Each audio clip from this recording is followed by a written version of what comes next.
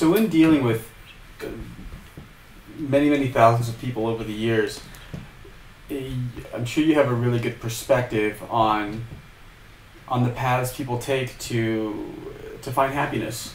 And many of us have dreams that we'd love to materialize, but for whatever reason, they don't take the actions that are necessary or have the belief systems in place in order to not just achieve them, but even take steps towards them. Mm-hmm. What is it, through your experience, that you believe that keeps people from A, properly identifying their dream, and B, going after it? So I guess that it's a two-part question. So the first question is, how do we know how to even identify our dream? I think that's so interesting you asked it in that way, because I want to talk about that, but in order to do that, I want to describe a little bit about what a neuroemotional complex is, and it might make more sense. Just real quickly, basically we have three major parts to our brain: the conscious brain, the subconscious, and the primitive brain.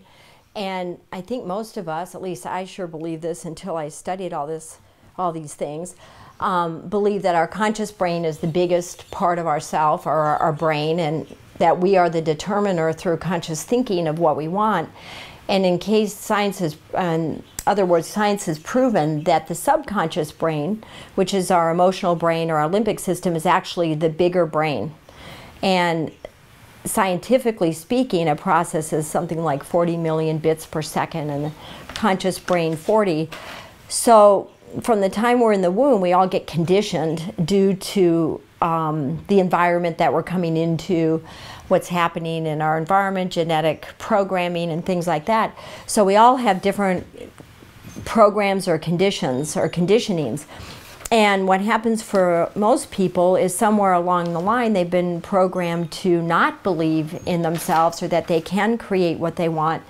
So what happens is, because of the programming that we have, we don't believe we can have what we want, and we give up at different points along the way. Some people don't. So when we look at really successful people and wonder, well, why were they able to make this happen? You know, where somebody else who may be just as talented couldn't make it happen.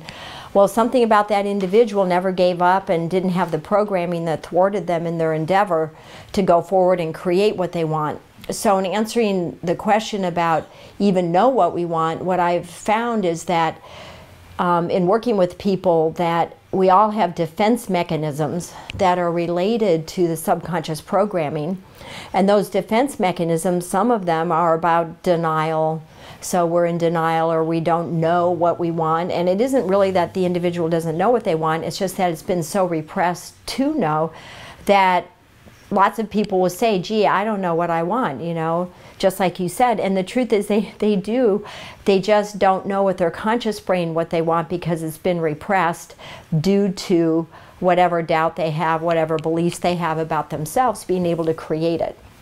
Or other people have defense mechanisms like rationalization, and they'll rationalize why they can't have it, or they'll talk about the collective, like, for example, in Hollywood, that women over the age of 40 or something can't get parts, and that's just a collection of beliefs that people have had, and then people buy into it, and so they don't go beyond that. And so the point is to even unravel or reveal what people want. A lot of times we have to break down some of the programming, and then they start feeling and understanding what they're really interested in. Okay.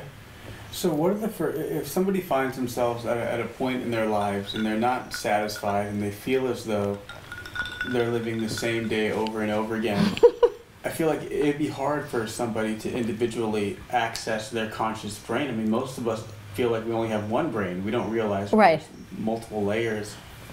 So how would somebody who wants a better existence, or who wants to live a more fulfilling life, take the first step into that direction? Well, that's a tough question, because I think the person has to be motivated enough to want to get help to do that, because I think we're all stuck in our programming. A lot of people, part of the defense mechanism is to not get help and to feel that you can do it all on your own, which some really great minds have tried to do that and haven't really been able to successfully do that. And it's just a way, I think, of keeping people stuck. So without some kind of outside intervention, it's pretty hard to break the programming.